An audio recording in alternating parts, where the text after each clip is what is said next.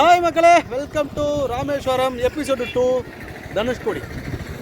So இந்த Rameswaram episode 2ல் நம்ம தனுஷ்கோடியை தாங்க ஃபுல்லாக சுற்றி பார்க்க போகிறோம். இல்லை சுற்றி பார்க்க போகிறோம் அப்படிங்கிறத விட நிறையா மன வேதனையும் கஷ்டங்களும் தான் இருக்கும். வாங்க நான் உள்ளே போய் உங்களுக்கு சொல்கிறேன்.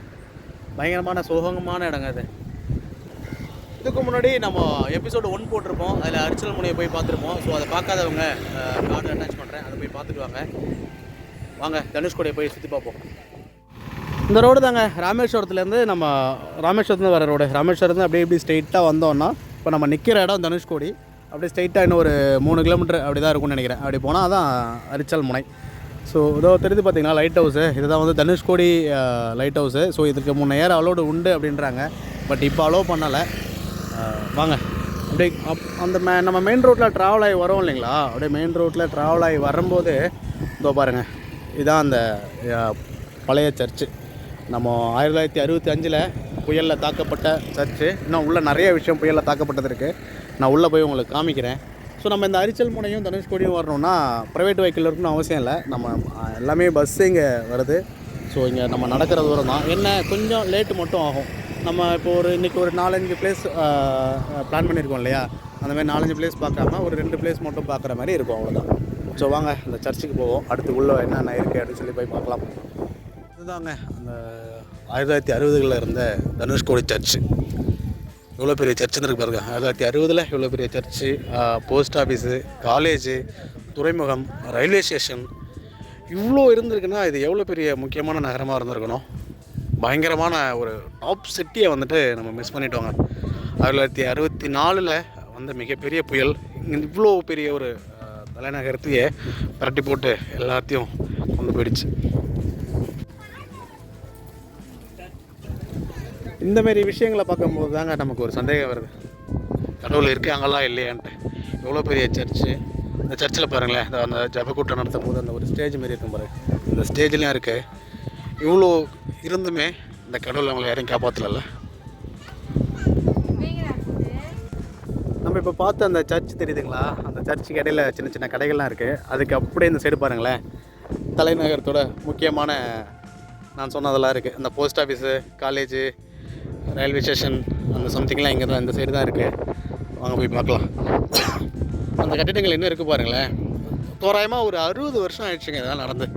60 வருஷம் ஆகியும் அந்த செவரெலாம் எப்படி நிற்கிது பாருங்கள். ஆக்சுவலாக 1964 வந்த புயல். அப்போது வந்துட்டு இப்போ இருக்கிற டெக்னாலஜி மாரி கிடையாது. இவ்வளோ ஸ்பீடு புயல் வரும், கம்யூனிகேஷனும் அவ்வளோ சீக்கிரம் பண்ண முடியாது. இங்கே இருந்த மக்களும் வந்துட்டு இது சாதாரண புயல் தானே, எப்பயும் போல் வரும் போகும் அப்படின்ற மாதிரி ஒரு கெஸ்ஸிங்கில் இருந்துட்டாங்க. நைட்டு ஒரு 11 மணிக்கு மேலே அந்த புயலோட வேகம் ஒரு 250 கிலோமீட்டர் அப்படிங்கிறாங்க. 250 கிலோமீட்டர்னால் சாதாரண ஸ்பீடு இல்லைங்க. இப்போது நம்ம வந்து பார்க்குறதெல்லாம் வந்துட்டு ஒரு 60 கிலோமீட்டர், 70, 90 அதிகபட்சம் அந்த மாதிரி தான் நம்ம பார்க்குறோம். 250, அதுவும் இப்படி கடல் ஓரமாக இருக்காங்க, வாய்ப்பே இல்லைங்க. நைட்டோட நைட்டாக தூங்கிட்டு இருந்தவங்கெல்லாம் அள்ளி போட்டு சுற்றி எடுத்துகிட்டு போயிடுச்சு. ஸோ இதில் ஒரு லக்கி என்னென்னு அப்படின்னு பார்த்தீங்கன்னா, சிவாஜி கணேசன் வந்துட்டு இங்கே தனுஷ்கோடிக்கு வந்திருந்ததாகவும், திரும்ப ஒரு ராமேஸ்வரத்தில் அங்கே ஸ்டே பண்ணதாகவும், அவரை பார்க்க பல பேர் இங்கே இருந்து போயிருக்காங்க. ஸோ அவரை பார்க்க போனவங்க சில பேர் இங்கே அதில் தப்பிச்சிருக்காங்க. இன்னொரு துயரம் என்னென்னா, நமக்கு தனுஷ்கோடியை நோக்கி ஒரு ட்ரெயின் ஒன்று வந்திருக்கு. அந்த கடல் மேலே இப்போ நம்ம பிரிட்ஜ் இருக்கு இல்லையா, பாம்பன் பாலம், அது மேலே தனுஷ்கோடியை நோக்கி ஒரு ட்ரெயின் ஒன்று வந்திருக்கு. ஒரு 115 பேர் நினைக்கிறேன் சம்திங். அந்த ட்ரெயின் டோட்டலாக கடலில் மூழ்கிடுச்சுங்க, யாருமே பிழைக்கலை. ஸோ இப்போது நம்ம கம்பேர் டு இப்போ இருக்கிற டெக்னாலஜி நம்ம இப்போ கெஸ் பண்ணிட முடியும். நம்ம இந்த டேட்டில் இங்கே இவ்வளோ புயல் வரும், இந்த மக்கள் சேஃபாக வந்துடுங்க அப்படின்ற மாதிரி. நம்ம டெக்னாலஜி எவ்வளோ தான் நமக்கு தப்பாக சொன்னாலுமே டெக்னாலஜி நம்மளை எவ்வளோ காப்பாற்றுது பார்த்தீங்களா. இதே டெக்னாலஜி அன்றைக்கி இருந்துச்சு அப்படின்னா நம்ம 1 டே பிஃபோராக எல்லாத்தையும் ராமேஸ்வரம் கூப்பிட்டு போயிருப்பாங்க. ஸோ மேக்ஸிமம் எல்லோரும் தப்பிச்சிருப்பாங்க. ஸோ இதோ நிற்கிறாங்க பாருங்கள், இதோ நிற்கிறாங்க இல்லைங்களா, இதுதான் வந்துட்டு போஸ்ட் ஆஃபீஸ் அப்படின்னு சொல்கிறாங்க. ஸோ அதுக்கான எவிடன்ஸ் எதுவும் இல்லை. இப்போ இன்னமும் இந்த ஊரில் வந்துட்டு இந்த ஊருக்கான இன்னமும் இங்கே ஒரு சில பேர் தங்கியிருக்காங்க. இன்னமும் இந்த ஊருக்கான போஸ்ட் ஆஃபீஸ் பேர் இருக்குது, ரேஷன் கார்டுஸ் இருக்குது, அட்ரஸ் ப்ரூஃப் இருக்குது. ஆனால் இது மனிதர்கள் தங்க தகுதியற்ற இடம் அப்படின்னு கவர்மெண்ட் அறிவித்தாலுமே, ஆனால் இந்த ஊருக்குன்னு போஸ்ட் ஆஃபீஸ் இருக்குது. அந்த அஞ்சல் கோடெல்லாம் போட்டிங்கன்னா இங்கே வரும். இங்கே அட்ரஸ் ப்ரூஃபும் தராங்க. ஸோ கன்ஃபியூஸாக இருக்குல்ல, தெரியல. வாங்க, அப்படியே இங்கே ஒரு சிவன் கோயில் இருக்குது. வாங்க அதுக்குள்ளே இன்னும் போய் பார்ப்போம். பிரிட்டிஷ் காலத்தில் இந்த தலைநகரத்தை பயன்படுத்தி இலங்கைக்கு போக்குவரத்து வணிகம் எல்லாம் பண்ணியிருக்காங்க. நம்ம எக்மோரில் இப்போது நம்ம ராமேஸ்வரத்துக்கு டிக்கெட் எடுக்கிறோம் இல்லைங்களா, சேம் அதே இடத்துலையே எக்மோர்லேருந்து இலங்கைக்கு டிக்கெட் எடுத்தால் தனுஷ்கோடி வரைக்கும் ட்ரெயின்லேயும் அதுக்கப்புறம் அங்கே போட்லேயும் ட்ராவல் பண்ணி நம்ம போகலாம். ஸோ அப்படி ஒரு ஃபெசிலிட்டிஸ்லாம் இருந்திருக்கு, நல்லா வணிகம் பண்ணியிருக்காங்க. அந்த ரயில்வே ஸ்டேஷன் தான் எங்கே இருக்குதுன்னு தெரியல, தேடிட்டு இருக்கேன். வாங்க போய் பார்ப்போம்.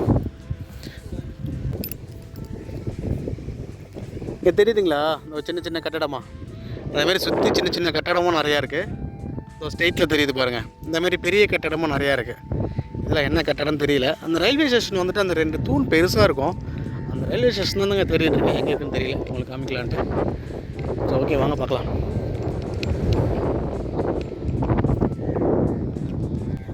பாருங்களேன், அத்திப்பட்டி மாரி இருக்குது. ஸோ அத்திப்பட்டி சிட்டிசன் படம் இதை பேஸ் பண்ணி தான் எடுத்திருப்பாங்களா என்னன்னு தெரியல. ஸோ நிஜமாவே அத்திப்பட்டின்னு வேறு ஒன்று இருக்கா, இதை தான் அத்திப்பட்டி அப்படின்னு சொல்லி எடுத்தாங்களா அப்படிங்கிறது தெரியல. ஏலே கலெக்டரு, என் வயிறு எரியுதில்ல பாருங்க. நீங்களாம் காப்பாற்றணும்னு நினச்சிருந்தாலும் முடியாது. ஸோ அன்றைக்கி டெக்னாலஜி நல்லா இருந்தால் பண்ணியிருக்கலாம், இல்லை ப்ரீ ப்ரிகாஷன் ஏதாவது ரெடி பண்ணி தான் பண்ணியிருக்கலாம். 250 கிலோமீட்டர்னா என்னங்க பண்ண முடியுங்க. பாருங்கள் செவரெல்லாம் எப்படி அரிச்சு எடுத்துகிட்டு போயிருக்குன்ட்டு, அட்டி தும்சம் பண்ணிட்டு போயிருக்கு. 250 கிலோமீட்டரில் வந்தால் என்ன தான் ப்ரீ ப்ரிகாஷன் பண்ணாலும், இல்லை என்ன தான் சேஃப்டி பண்ணாலும், என்ன தான் சிட்டிசன் மடத்தில் மதில் சுவர் கேட்குற மாதிரி இளைய கலெக்டரு என் வயிறு எரியுதில்ல அப்படின்ற மாதிரி மதில் சுவர் கேட்டாலும் அந்த சுவர் இந்த மாதிரி தான் சேதம் அடைஞ்சிருந்துருக்கோம். 250 கிலோமீட்டர் தான் சாதாரணமாங்க, வாய்ப்பே இல்லை.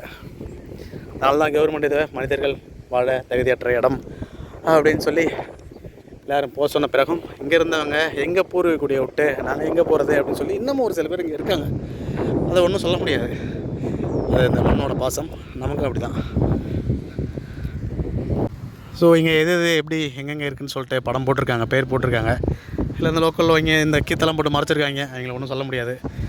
இங்கே இப்போ சர்ச்சுக்கு பேக் சைடில் இருக்கோம், நம்ம ரோட்லேருந்து உள்ளே வந்தோம் இல்லைங்களா, சர்ச்சுக்கு பேக் சைடில் அப்படியே இந்த பீச்சுக்கு போக போகிறோம். அப்படியே அங்கே பாருங்களேன், அங்கே தூரத்தில் ஐ திங்க் உங்களுக்கு தெரியுதான்னு தெரியல, ஒரு நிமிஷம் ஜூம் போகிறேன். இந்த தூரத்தில் தெரியுது பாருங்கள். ஐ திங்க் அதான் காலேஜ்னு நினைக்கிறேன். நல்ல பெரிய கட்டடமாக இருக்குங்க. ரயில்வே ஸ்டேஷன் எங்கே இருக்குது அப்படின்னு கேட்டாச்சு. நம்ம ரோட்லேருந்து சர்ச்சுக்கு வந்தோம் இல்லைங்களா, அந்த மெயின் ரோட்டை கிராஸ் பண்ணி தான் திரும்ப நம்ம போகணும். ஓகே, அடுத்து நம்ம போய் ரயில்வே ஸ்டேஷனையும் பார்ப்போம். கடலில் எங்கே இந்த கடல் எப்படி இருக்குதுன்னு சொல்லிட்டு, அந்த வேகமாக ஆள் அடிக்குதுன்னு சொன்னோம் இல்லையா, அதே கடல் தான் இது. சும்மா காலை மட்டும் நினச்சிட்டு ரிட்டன் நம்ம ரயில்வே ஸ்டேஷனை போய் பார்க்கலாம்.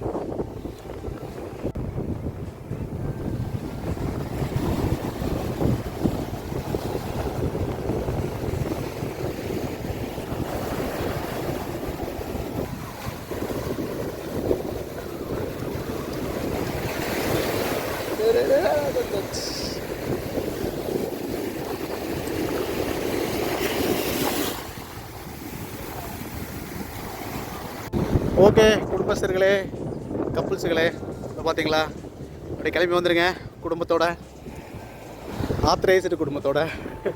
ஓகே, வந்து என்ஜாய் பண்ணுங்கள், கிளம்பி வந்துடுங்க. என்னங்க ராமேஸ்வரம் ஒன்றும் தூரம்லாம் இல்லைங்க, பக்கம்தாங்க. நேற்று நைட்டு கிளம்புனேன், இன்றைக்கி காலைல வந்துட்டேன். இன்றைக்கி நைட்டு கிளம்பி நாளைக்கு வேலைக்கு போக போகிறேன். ஸோ தமிழ்நாடு முழுக்க நம்ம எல்லா இடத்துக்குமே விடிய சுற்றிடலாம், ஒன்றும் பெருசாக ஒன்றும் தூரம் இல்லை. வாங்க மைண்ட் ரிலாக்ஸாக வந்து இதெல்லாம் பார்த்துட்டு, இது இப்போ இங்கே இருக்கிற மக்களுக்கு வந்த துயரத்தை விடையா நமக்கு பெரிய துயரங்கள்லாம் வந்துட்டு போகுது. ஒரு நைட்டில் அவங்க வாழ்க்கை, அவங்க இருந்த இடம், அவங்க சொந்த பந்தம், அவங்க சம்பாரித்து வச்சது, அட்ரஸே இல்லை, எதுவுமே இல்லாமல் போச்சு. ஸோ இதை விடவா பெரிய துயரம் நமக்குலாம் வந்துட போகுது. ஸோ இதெல்லாம் வந்து பார்த்து ஆறுதல் படுத்திக்கோங்க. வாங்க, நேரமாக அந்த ரயில்வே ஸ்டேஷனை தேடிட்டு இருந்தோம் இல்லைங்களா. ஸோ இந்த ஸ்ட்ரெயிட் ரோட்லேயே அப்படியே ரைட் சைடு இந்த சர்ச்சு, அப்படியே கொஞ்சம் நம்ம ராமேஸ்வரம் சைடே ரிட்டர்ன் வந்துட்டு லெஃப்ட் சைடில் பாருங்கள். ஸோ இந்த லெஃப்ட் சைடில் உள்ளே போனால் தான் நம்ம அந்த ரயில்வே ஸ்டேஷன் இருக்குது. ஸோ அங்கே உள்ளே போய் பார்க்கலாம். இங்கே உங்களுக்கு தெரியும் பாருங்கள், அந்த தண்டவாளம் மாதிரி ஸ்ட்ரக்சரு தெரியுதுங்களா. ஸோ இதான் அந்த தண்டவாளம். ஓகே, எவ்வளோ பெரிய தண்டவாளம். இன்றைக்கி காலையில் நிஜமாக வரும்போது இதை நினச்சி தாங்க பயமாயிடுச்சு. அடா அதே தண்டவாளத்து மேலே போகிறவன் அப்படி தும்சம் பண்ணி விட்டுருமோ அப்படின்ட்டு. கொஞ்சம் பீதியாக தான் இருக்குது. அந்த ரயில்வே ஸ்டேஷன் பக்கத்துலேயே ஒரு சிவன் கோயில் இருக்குது. நம்ம காலைல மீன் சாப்பிட்டோம், அதனால் கோயிலுக்குள்ளே போகல. நீங்கள் சுத்த பத்தமால் வந்தால் இந்த கோயிலுக்குள்ளே போயிட்டு வாங்க.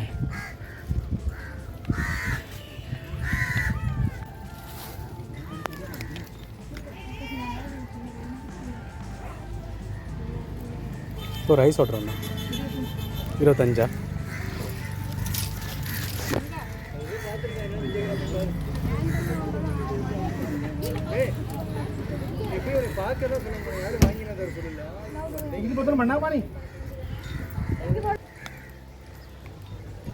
இதோட ராமேஸ்வரம் எபிசோடு 2 தனுஷ்கோடி நிறைவடைந்தது.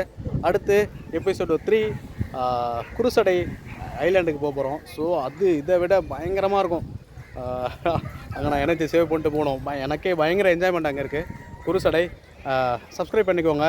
அடுத்த வீடியோ குருசடை பயங்கர என்ஜாய்மெண்ட்டாக இருக்கும். அதில் மீட் பண்ணலாம். பாய்.